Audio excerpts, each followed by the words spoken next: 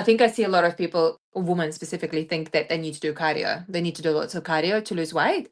And cardio has a place, definitely, but strength training is super important. I kind of, when I create a plan, I go, okay, let's start on the balance. Like, this is what I want you to do this week minimum.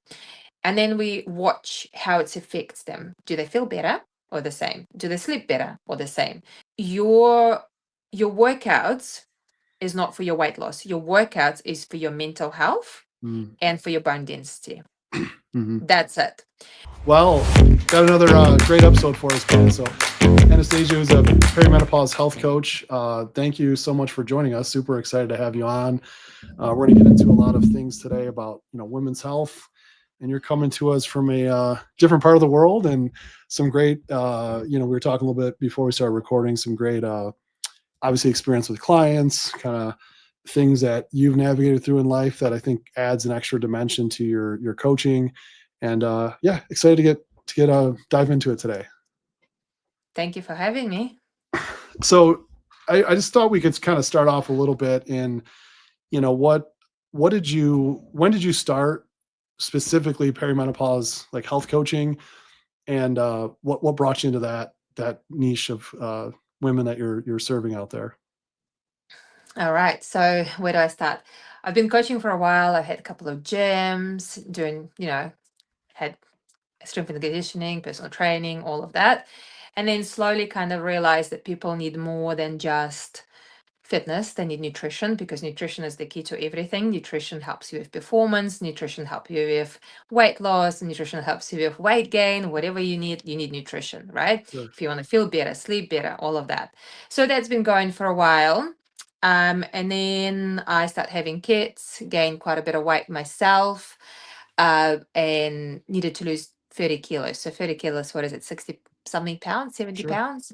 Mm-hmm. And I hired different coaches, tried many different ones to see if they can help me to stay on track and accountable. And I couldn't find anyone who would give me what I actually needed to be able to lose weight or keep me accountable. It was great, but not what I needed. So that's kind of how it led into I need to create some sort of coaching help that will fill that gap that Sure. I found was missing.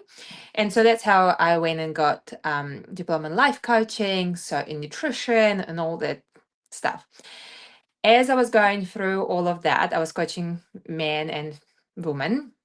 I realized that I started to experience all the other symptoms that weren't really part of the normal thing. And I was in my mid 30s. And that's when I ended up getting a Dutch test myself done Mm. and realized that everything that doctors been telling me is not necessary was correct. They keep saying, oh, it's hormonal, you just had a baby, or it's hormonal, you just lost a baby, you're grieving, or this is anxiety, or this is you need antidepressants, or everything apart from you're actually in perimenopause. And Mm. after getting Dutch test done, I realized that, yep, I'm in perimenopause. My progesterone was low, my testosterone was not existent, Mm. my cortisol was non-existent because at some point it was too high. Yeah. And that's what depleted my progesterone as well. So that's when I realized, okay, I'm not going to get help from my doctor, so I need to learn a bit more. So I carry on getting different studies done, went for different courses just to get upskilled a bit more, to have better understanding about hormones, about perimenopause, menopause, what happened at what stage and things like that. So officially, I would say I went into perimenopause at 37. That's Mm. when I got my Dutch test done. Got it. But I would say changes started to happen about 35. That's when I've noticed big changes. And that's when I made big shift into I want to serve women that are going through those changes. I want to serve those who from 35, because we've been gaslighted for so long to say, no, it's too early. You can't be in perimenopause and mid 30s. You can't have those kind of changes so early. But I can say that when I hit 40, it went downhill even more. Mm. Um, so I'm glad I started when I started to dig into perimenopause and menopause, which been, you know, um, good learning curve for myself personally as well as I was going through this. And I was able to help my clients better. So that's the reason I went into it, because coaching males, easy.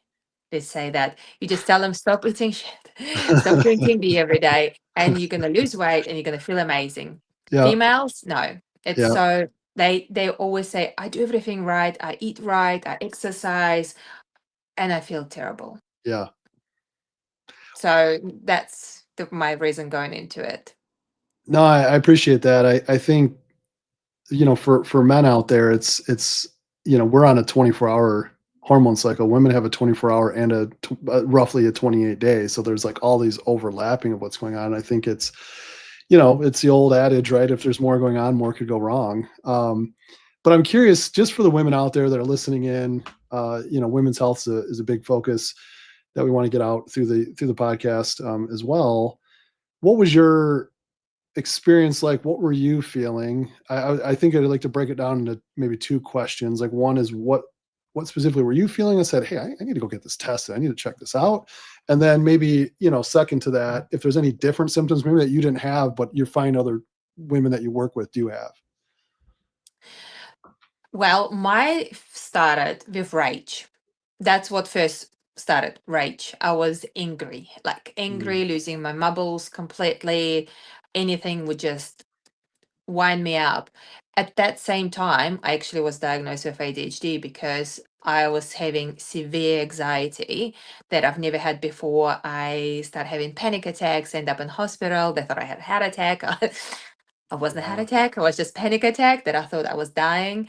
And that's when they referred me psychiatrist. They were like, no, you're having severe anxiety, you need antidepressants and anti-anxiety medication. I'm like, no, like Right. this is something else wrong. This is a symptom of something else wrong.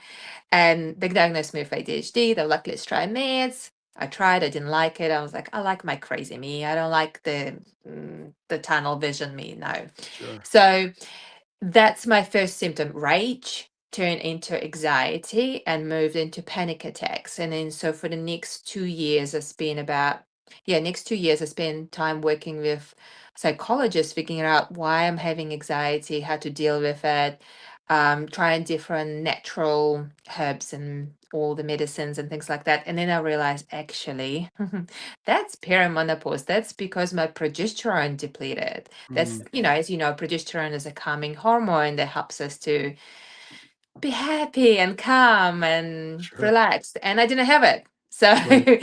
that's why I was a little bit of psycho. That's my first symptom. This then getting closer to 40, I start like weight gain start kicking in. I'm like, oh, I'm not changing anything. What's happening? Back pain, knee sore, joints pain, like a random pains everywhere. My migraines came back. And the one big one that I've noticed, muscle loss. So Mm, I come from athletic background, um, uh, and suddenly I became soft, like soft muscles, sure. softer look. And I was like, okay, maybe it's nice, maybe a little bit more feminine. But I was like, this is not right. I'm exercising just as much. Why I'm not retaining muscle or not building? And that's when I knew my testosterone dropped. Mm, So those kind of small shifts start to happen. And then closer to 40, my periods changed. I would have a week, then I'll have a week break, and then come back again for a week. Next stage was I end up being anemic because so much bleeding. mm, So they give me iron infusion, and they're like, "Oh, well, just let's keep pumping you with iron." And we don't know why you're bleeding so much. It just happens for some women. mm, So all those different like stages, that was for me. That I was like, okay, I'm going into it closer and closer and closer. For other women, the most common one is the weight gain. This mhm. is quite common. Rage, but a lot of women been gaslighted for such a long time about the rage and anxiety and get put on anti-anxiety meds. Right. Uh, no one talks that it's a perimenopause or hormonal changes. They're just saying, oh, you're too busy, you've got kids, you work, all of that. So anxiety, rage, depression, Mm, um, feeling less motivated to do anything. Like, you got a stuff to do, but you kind of become like, "Yeah, I don't want to do anything." Um, that's quite the first common ones. And then the weight gain. So by the time they come to me, they normally come to me because of the weight gain and they want to lose weight. But when we start unpacking when it started and what actually else been happening there, that's where anxiety, depression, rage, no tolerance, people snoring next to them or breathing into their face, pissing them off, like Right. things like that. That's kind of, and then of course, like, how's your period? And I go, oh yeah, it's a little bit funky right now, or heavier, or they might experience clots and things like that. So those are the signs that I'm seeing. Yeah, it's interesting too, it's there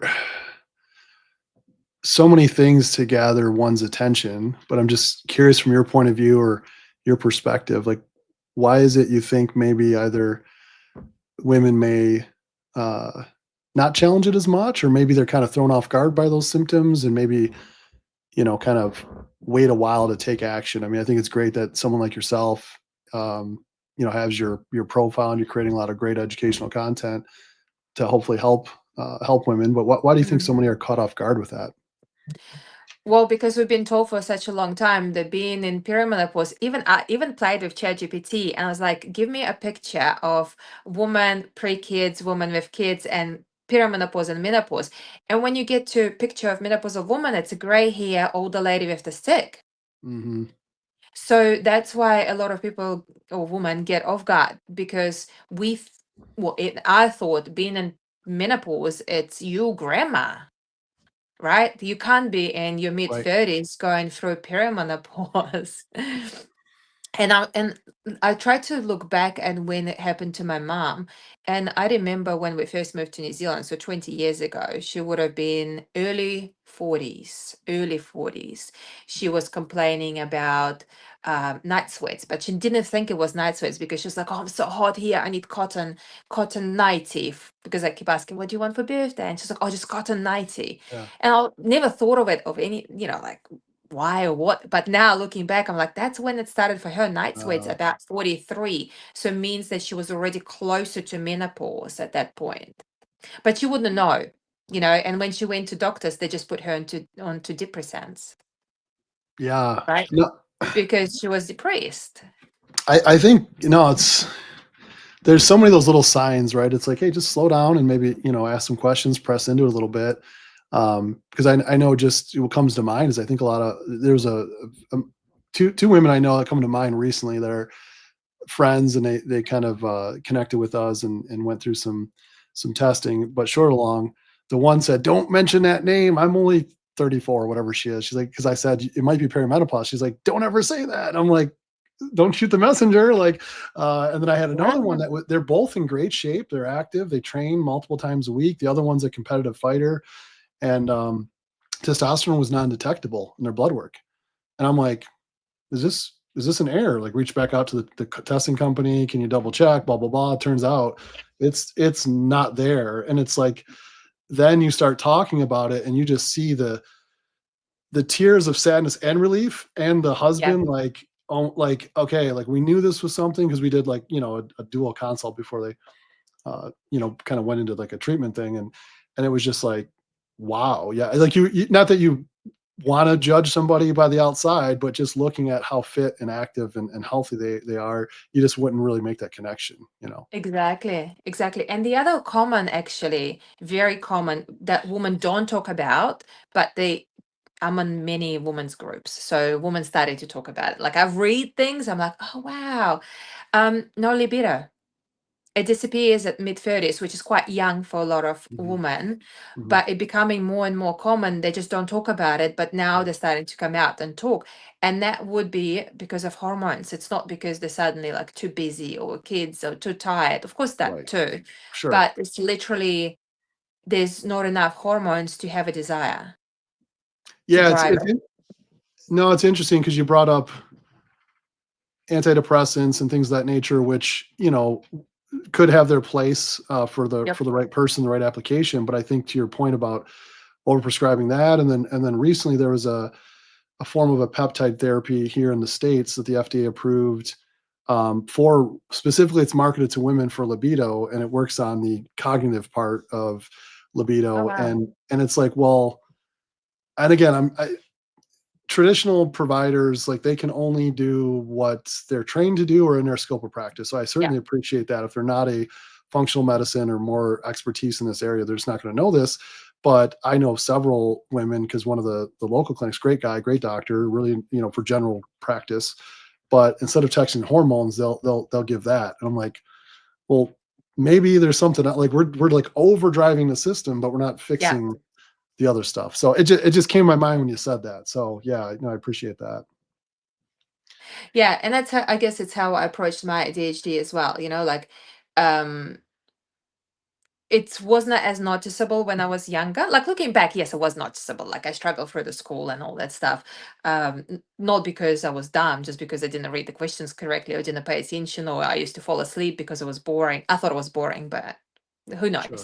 Um, but it's like with ADHD, I can minimize symptoms rather than plastering with a pill. You know what I mean? Mhm. Like, what symptoms come with it? Well, maybe brain fog, or maybe being irritable Mhm. or sensitive to sounds or whatever. Like, what herbs can I take, or what can I do for nutrition to minimize that? Like reduce sugar, or I know I drink lots of coffee, like it's opposite what I normally teach, but I need that coffee to actually calm me down. So that's what I do, coffee or ashwagandha to calm my nervous system down. So, Sure.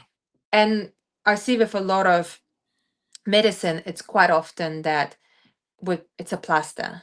Mm. Like, oh, let's just plaster it and hopefully it's kind of won't bother you. Instead of digging in and go, well, what are the symptoms you're experiencing and what can we actually do to support those symptoms? Yeah. No, it sounds like there's a lot of tools in your toolbox with your coaching that you do too, and with your background. Um, Mm. I think I want to tackle just kind of thinking about, we're talking a lot about specific hormones. When you look at nutrition, what is that you're seeing women that are starting to go through this transition, they come in and see you, what are you seeing that's missing in their diet? Or what is something maybe, I mean, of course, there's a lot of nuance in my question. We're talking blanket here, paint with a broad brush here, but I'm just curious if there's any outliers that pop up more frequently than others. Yeah, and that's interesting because when I get approached, like, oh, tell me about your coaching. I'm like, I can't tell you about my coaching because I don't know anything about you. Right. My coaching is very specific to a person. Not, I don't have a written down program. Right. I'm going to create one for you once I know Right. what we need to work on. So the most common one is women not eating enough food in overall. They Right. under eating, overtraining, Mm. undersleeping, Mm. not drinking enough water. They think they're doing the right things because, especially our generation, like 40 and over, we grew up in society that you had to do that to lose weight. You had Mm. to undereat and overtrain. But things are different now, especially in perimenopause and menopause, because we're not just dealing with undereating, overeating. We're dealing with hormones that get affected by this. Right. When we undereat, overeat, we creating more cortisol. And what cortisol does, it changes how your body metabolizes glucose. So what happens? You gain weight because you can't metabolize glucose properly. Also, what happens when there's too much cortisol? Well, we're not making enough progesterone because it's made out of the same thing. And Mm. your body will always prioritize cortisol because it keeps you alive.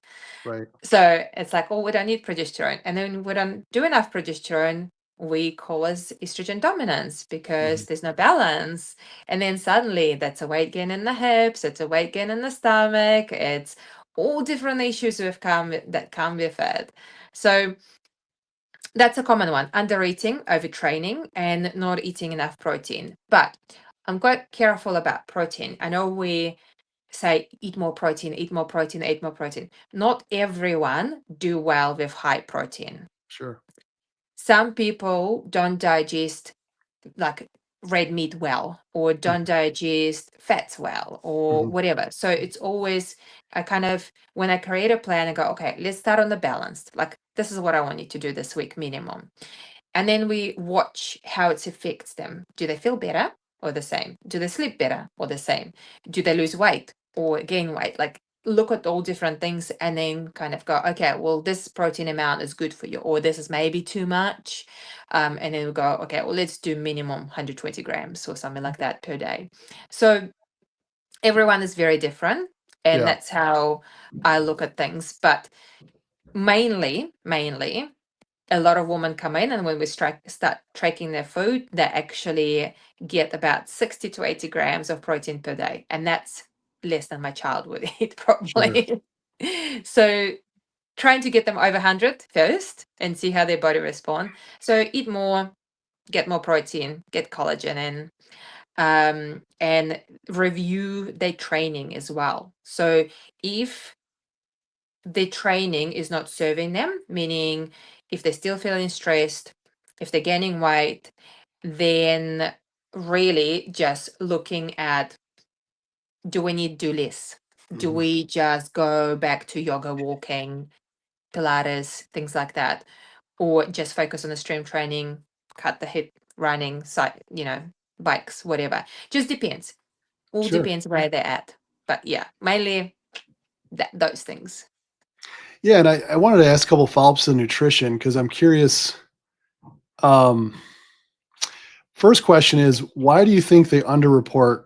I have a few theories on it, but why do you think protein is so underreported? I see it more with women that where they think they're getting more than they actually are. Probably don't know how much you actually should be eating. Mm, I think it's a lack of knowledge, probably. sure, Also, there's so much information out there, and depending on the trend, what's been pushed really hard as well. There's a few different trends floating around, and sure. so I always say I don't follow any trends. I just want you to eat real food and balanced food. So I think it's lack of knowledge. Also, what's on social media, what's been pushed, but also they've never tracked, because they've Right. never tracked, they don't know. So if you don't have a data, then you're just guessing, and if Yep. you're guessing, you might be guessing wrong. And I know I've done this with myself too. When I don't track food and then I get on scales and wonder why my weight's going up, I'm like, oh, Hmm. and then start tracking next couple of days, I'm like, oh, I've been under eating protein, or I've been eating too much, or whatever. So yeah. That's a common thing. I we were talking before, like that was a lot of my background was formal education with more exercise physiology and did a lot of training and such. And people would say to me, I have trouble just to use losing weight. I mean, some people are trying to gain weight if they're athletes, but I have trouble, let's just say, losing weight. I struggle with losing weight. I'm like, okay, do you weigh or measure your food ever? Ever? No, you don't struggle then. Start there. Like just start there for a week or two. Just get a general understanding of where you are. I found it really helps open their eyes. Like, oh, 3 ounces of chicken is this much, or 5 ounces, or whatever the thing is. And it's like now I would prefer you kept, if I was working on that, I would prefer you kept measuring it to some degree. I understand you're going to eat out and all that, but now at least you have a mental picture of like the size of the Yes. food, the weight, Yeah. the nutrient density, etc. I try to encourage people, use it as an educational tool. Like you've never done this, you're in your 40s now, you've never done this your entire life, and you've been eating multiple times a day your entire life. So like let's just learn it once and move on. So I think it's a great point. I With was just, Go ahead. yeah. Oh no, I was just going to say, like, they come in and say, "Oh, but it used to work for me." Yeah, And I'm like, "Yeah, McDonald's used to work for me too, sure. and I was fine eating it at 5 a.m. or whatever, and then top it up with a block of chocolate, and I was tiny. Now I can't even look at it. I will gain weight. So things change massively as we get older. Well, I think it's important for people too to like also not be so defeated and deflated and beat themselves up because they say, why? We're not saying you're a liar, right? Like, why eat this much? It's like, no, you don't. But it's like, unless you're in a metabolic ward, I don't, there's studies all over the map, like 40%, 60%, 80% of their caloric intake is being mistracked. And it's by people who knew they were in a study, knew they were being tracked, and they were trying to be honest. It's not that they're bad people. It's not that they're not educated. It's just part of like that hormone overdrive, A, and B, as you were saying earlier, like they just don't have the knowledge to where they don't realize oh, well, I just had a little handful. That's like 2 ounces. No, that was 10. Like, again, we're not picking on you. It's more just to, educate you on this stuff. So I think that's the encouragement part is, Mm, engage with a coach, like someone like yourself who can walk you through these things so that, because you got all these other hormonal things, you're overweight.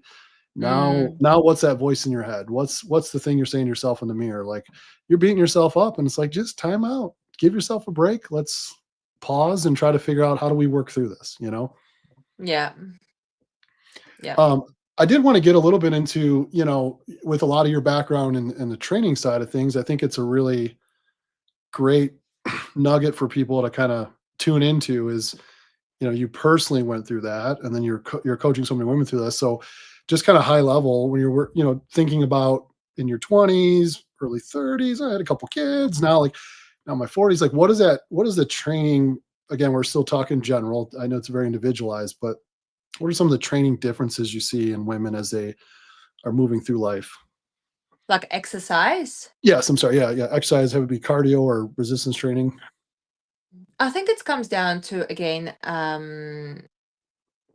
our upbringing, right? Like what was popular, what's been brainstormed into our heads as well.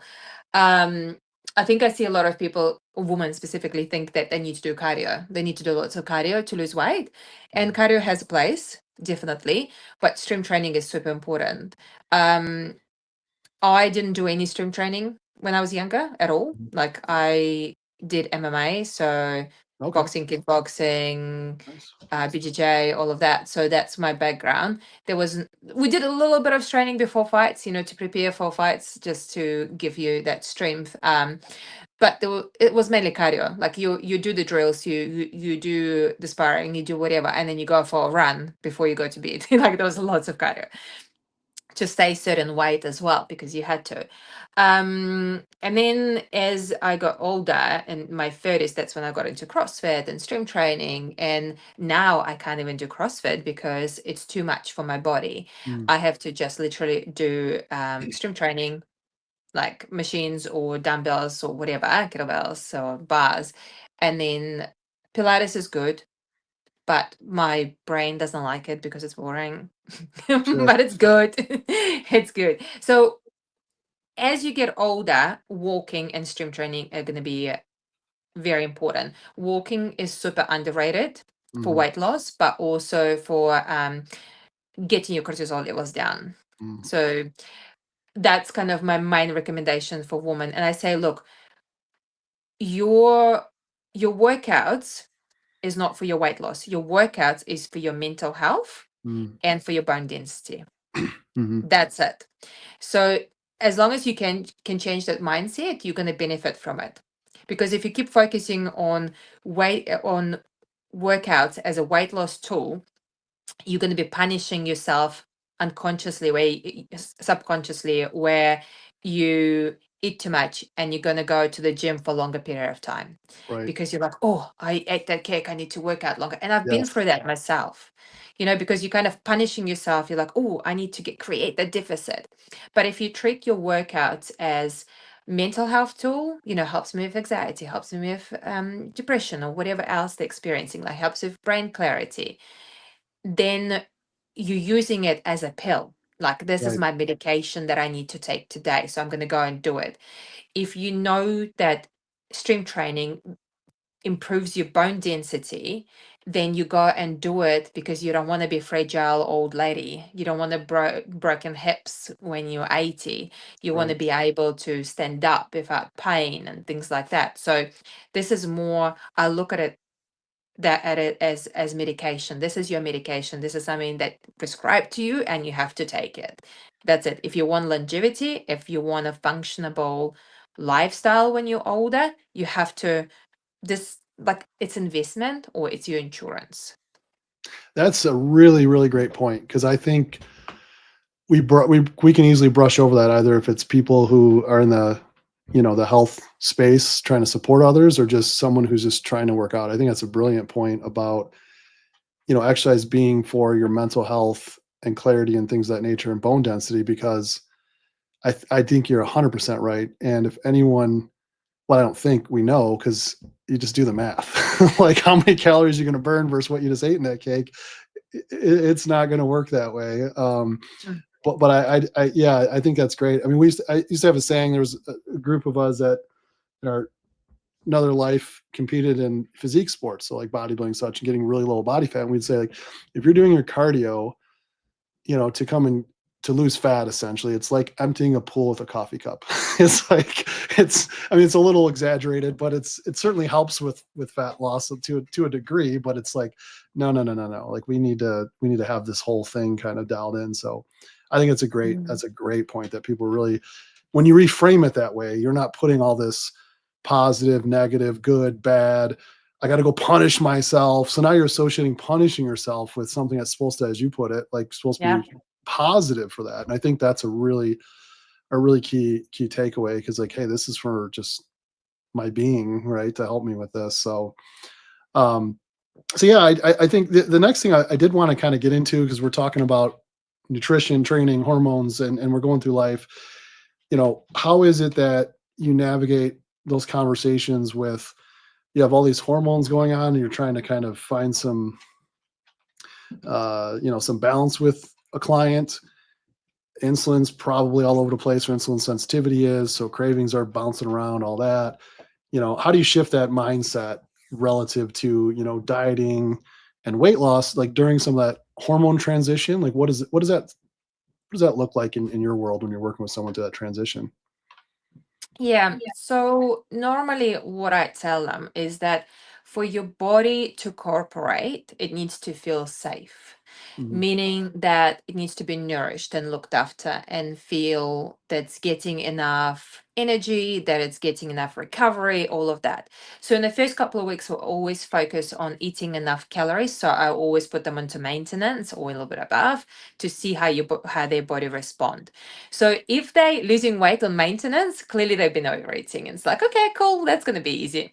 Sure. If they can't lose weight or they're gaining weight in maintenance, that's a bigger concern, because it means they've been under eating for so long.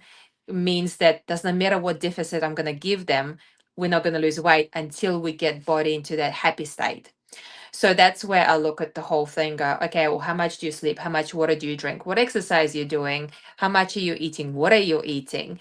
And then getting them into that happy body happy state before we Yeah. even look at any weight loss strategies. That's a great point, 'cause I think a lot of people come to someone like yourself and they're like, I want to lose 20 pounds. Like, I get it. We're gonna get there. Like there's a reason why you're 20 pounds overweight. We gotta kind of walk through Mm. the steps, get your body right. I like how you put that, get your body right from that standpoint. You mentioned this a couple times, so I do want to go a little deeper on it. You mentioned the importance of like water and sleep. And so I'd like to unpack, let's say sleep first. What is it?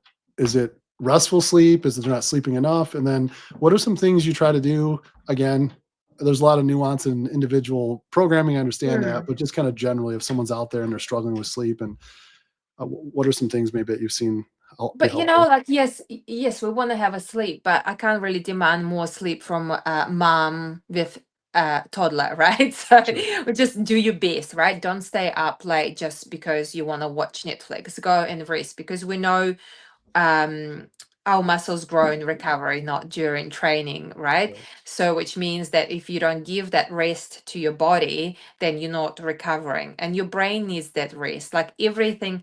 It's like our rest is a reset button. If we don't get enough sleep, and you will know you don't get enough sleep, right? And then we can dig deeper how it affects your hormones that responsible for you feeling hungry or not hungry. And if you don't get enough sleep, then you will be snacking next day, and that could affect your weight loss as well.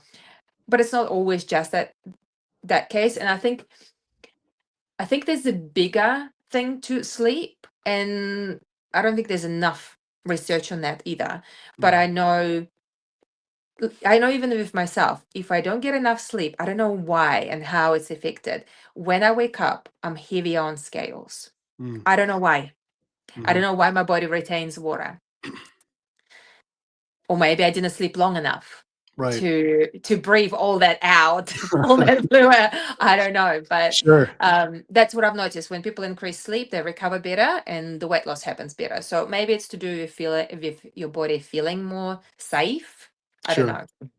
Yeah. And is there something, are there any go-to techniques? I'm sure you have many, but maybe some that you use more than others, have it be a nutraceutical or supplement, or is there certain kind of stress management things that you will implement in a program to help somebody as they're either with sleep or just kind of as they're bridging, going through their day? Yeah. Again, everyone is very, very different. Sure. Personally, I prefer ashwagandha. I love ashwagandha. Hmm. Like, I love it. It just works really well for me, keeps my nervous system calm. So I do notice big difference. 5-HTP is great too, but if somebody is on antidepressants, they can't take it. And Hmm. 5-HTP helps you to produce serotonin naturally, all that stuff.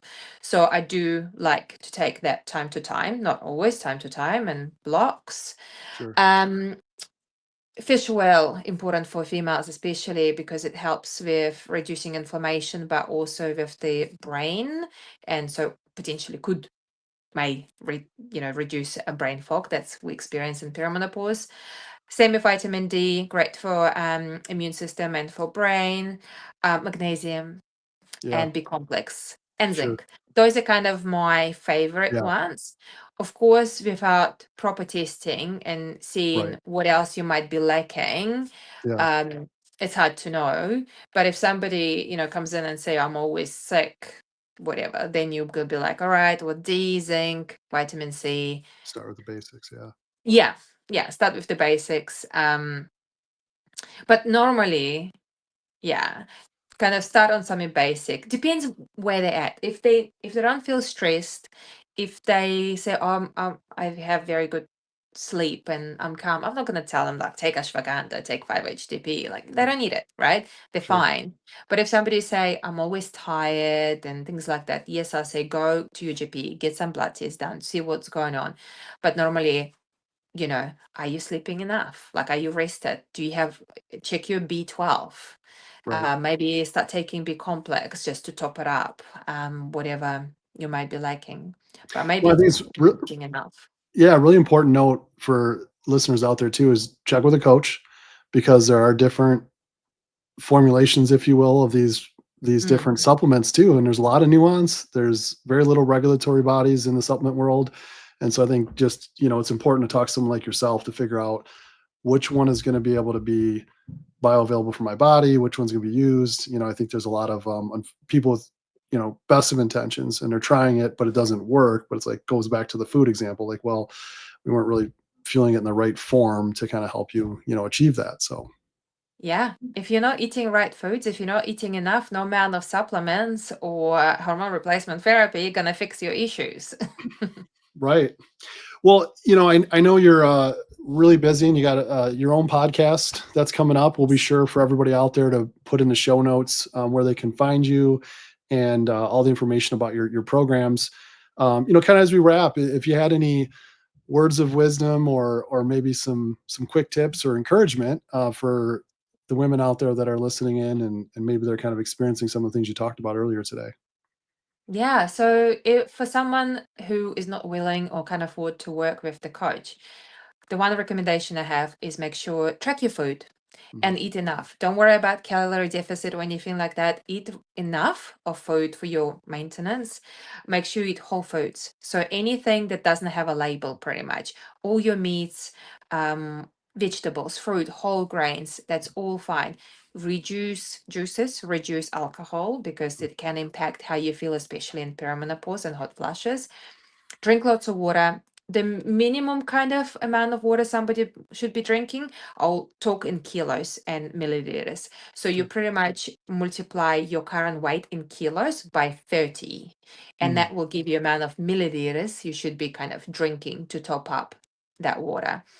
Um, yeah, try to manage your stress by getting out of walks, or it's easier said than done, of course, but get out for walks and try to get into strength training 3 times a week if you can. You can do it at home. You don't have to go to the gym. You can just get milk bottles, fill up with sand and rocks, and use them as dumbbells. There you That go. will be absolutely fine. Well, and I think, like you said earlier too, just reframing it. Don't look at it as I'm going to work off that cake. Go look at it as this is my mental health or my de-stress Yeah. time. And you walk in a different headspace before you start that training, right? It makes it a little more enjoyable. Yes. I think it was a great takeaway. So, well, I appreciate you joining us again, everybody out Thank you there. for having me. Yeah, we'll be, as I mentioned earlier, we'll have all your information in the show notes and things. We'll be sure to publish that out, and everybody can follow along with any content that comes from it. But thanks again, a lot of great nuggets that we were able to unpack today. So appreciate it for joining. Thank you. Take care. Thank We'll you. see you.